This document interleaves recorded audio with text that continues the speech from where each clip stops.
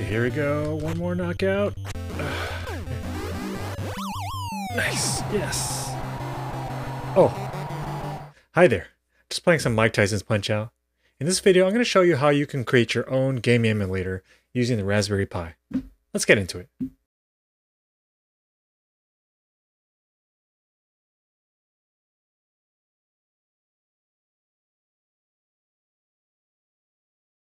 In this video, I'm going to take you back to the 80s and 90s where I spent hours and hours playing some of the earliest console games such as Nintendo, Super Nintendo, Dreamcast, Game Gear, Sega Genesis. Does it ring a bell? Depending on how old you are, you probably have no idea what I'm talking about. My name is Patrick and this is Everyday Tech for everyday people. In this video, I'm going to show you how we can set up this little guy, a Raspberry Pi, with a game emulator called RetroPie. Now first, what is a Raspberry Pi? A Raspberry Pi is a tiny and affordable computer, usually used to learn programming, but also used to create some fun projects, such as RetroPie. Now RetroPie is a game emulator that supports so many old different game systems, so many old computers. So setting up a Raspberry Pi used to be very intimidating and very difficult for some people. You had to go through the terminal command line and put in all these different commands. It could be a little bit intimidating. But now with new tools out there, they make it really easy to set up things, even like the RetroPie, with just a few clicks of the button. So let's get into setting this up. So the first thing we want to do is insert your micro SD card into your computer, into a card reader. So I have mine installed on my computer here. And then we want to install and run this program called Raspberry Pi Imager. And I'm using version 1.7.1. Now this software makes it super easy to install almost any type of OS onto your Raspberry Pi. So we're first going to go choose OS. We're going to go down here to Emulator and Game OS. And so we're going to use RetroPie. I haven't actually used Recalbox, but we're going to use RetroPie here. And here you're going to have different versions depending on the version of Raspberry Pi you have. So I have the Raspberry Pi 4 here, but this actually works on a Raspberry Pi 1, the original one, a Raspberry Pi 0, which is a small computer, the Raspberry Pi 2 and 3, and of course the Raspberry Pi 4 and 400. So we're going to go ahead and choose that, and then go ahead and choose the storage, and make sure you're choosing the right storage option here because you will erase everything on that particular media here. So I'm going to go ahead and choose that, and we're going to go ahead and hit write, and this gives you another warning that everything on that card will be erased. So are you sure you want to continue? Yes. Go ahead and put your password, and this is going to start to write that OS onto the micro SD card. So I'm going to skip ahead after this is done. So now RetroPie is installed on our micro SD card here, and now all we have to do is insert it back into our Raspberry Pi and boot it up, and now we can set up RetroPie with our game controller now. And actually, before we put the micro SD card back in the Raspberry Pi, reinsert the micro SD card back into your computer and open up the drive. It should be called boot now, B-O-O-T. And let's open up that drive. And let's go down to a file called config.txt. What you want to do is go down to a setting called HDMI_drive equals 2. And there's a pound sign in front. Make sure you take out the pound and go ahead and save that file. Well, now what this will do is allow the audio to go through the HDMI cable.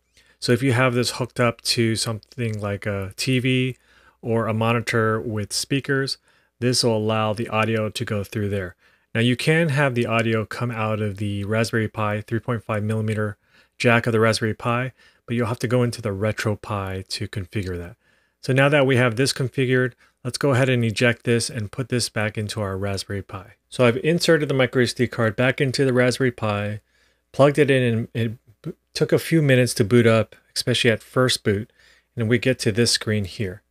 Now I'm going to be using a Super Nintendo gamepad. This is a USB one that I bought on Amazon for like $11 or $12. It came with 2 controllers here, but you can really use, there's a number of game controllers that are supported by RetroPie and the Raspberry Pi itself. So make sure you look at the specs and get the game controller that of the game emulator or the game console that you're going to be emulating the most here. So for me, I'm going to be doing Super Nintendo and Nintendo, so this does support both of them. You can use your keyboard and mouse, but for RetroPie, the best experience, you're going to be wanting to use one of these game controllers here. So let's go ahead and set this up in the RetroPie right now. Okay, so I'm going to go ahead and plug in my USB controller here into the Raspberry Pi. And now we should be able to hold down the A button here, and it should be able to configure this gamepad here. And now we're going to configure the different controllers or the different buttons on the game controller. So we're going to go up, down, left, right, start, select. We also have the A, B, X, and Y, left and right. Now, because other game controllers have way more buttons, such as the left trigger, right trigger, we're going to go down to the different left thumb, right thumb, different things like that. We don't have the buttons on this Super Nintendo controller. So we're going to go ahead and press and hold down A here, or any button. Just hold it down, and it's not going to be defined because we don't have any of these controllers. But as you can see, there's a lot of there's the analog sticks, the right and left ones. So if you get any of the game controllers that support it, then you can configure it here. But now we get to the last one called hotkey enabled. And we are going to want to configure this because this will allow us to come back to the main RetroPie interface if we're in any game console. So in my case, I'm going to do a combination of keys. Since we've used all our keys up, I'm going to use select start at the same time. And that'll be considered button 8. And now we can go down to OK. And now we've configured our RetroPie gamepad. So now everything is selected. Now obviously to play games on RetroPie, you're going to need games. Now you can download games off the internet. They're called ROMs. I'm not going to tell you where to download them, but there are plenty of sites that you can download these ROMs. But the trick is how to transfer and put it onto RetroPie here. Now I'm going to link to an article in the description below on how to do that. But there are two main ways. First, you can use a USB drive or USB stick and put the games on the USB drive, but you're going to need to put it in a certain format or file structure depending on what console you're emulating. And then after you do that, you're going to stick it into your Raspberry Pi, and RetroPie will ingest that into the system and you'll have the games ready to play. The other way to do it is to put your Raspberry Pi on the network itself. So you can either do that with the Ethernet cable, or you can set up Wi-Fi on Raspberry Pi there, or in RetroPie actually. So if we go back into RetroPie here, there is in the configuration, down here is the Wi-Fi screen, or Wi-Fi option. Now this is where having a keyboard connected to your Raspberry Pi here, RetroPie here, is going to be needed to configure the Wi-Fi network.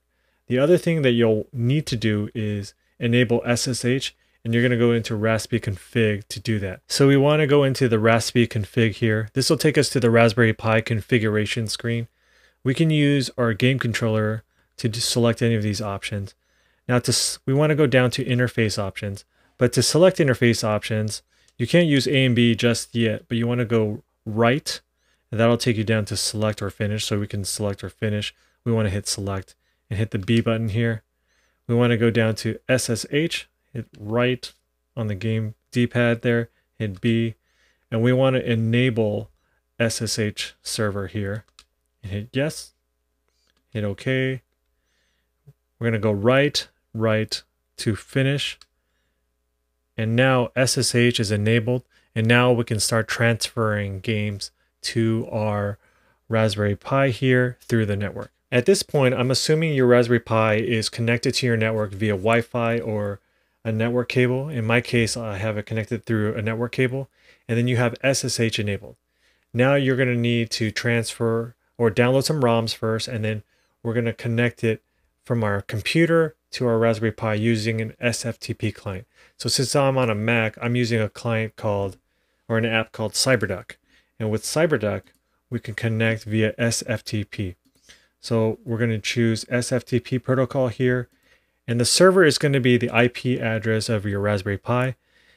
So you can either type in a Raspberry Pi, or since I'm on a Mac here, I can type in just retropie.local. And then the username will be Pi.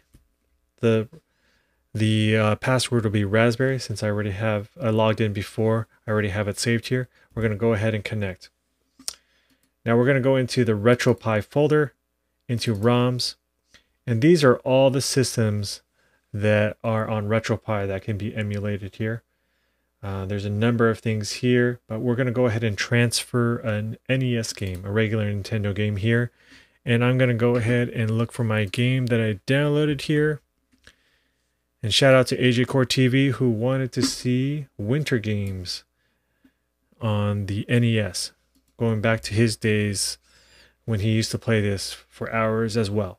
So now that I have that transferred over, let's go back to our RetroPie and let's boot this game up. So now we're back in our RetroPie, but we still don't see our game. Now what we need to do is restart or relaunch our emulator here. So what we're going to do is press the start button, go down to quit, and select restart emulation station. After we restart the emulation station, our game should show up now. And yep, it shows up the Nintendo Entertainment System, one game available, and there we have Winter Game. So we're going to go ahead and launch this. And now we can play Winter Games on our RetroPie here using our game controller here. And so I'm just going to go through this a little bit. 2,000 years later. So now I'm playing a little bobsled here. Of course, classic game on a Winter Games. But to exit out of this and to get back to the main menu or get back to the RetroPie, remember we enabled our hotkey, which was select and start at the same time. So if we press the select and start key at the same time, we get back to the main RetroPie screen here. So that's how you can get out of those different emulation consoles and get back to your main screen. Thanks for going back in time with me and reliving some of my childhood moments. Now, these days, personally, I don't feel the desire to spend hours and hours on playing these games. It's kind of a nice way to go back and relive my childhood moments. I can see this being useful. Let's say if I have to go back to Taiwan and quarantine in a hotel for 7 to 14 days, this might be a good way to kill time, right? If you have any questions on how to set this up, go ahead and leave a comment below. But if you enjoyed this video, give it a like and consider subscribing. Until the next one, see ya.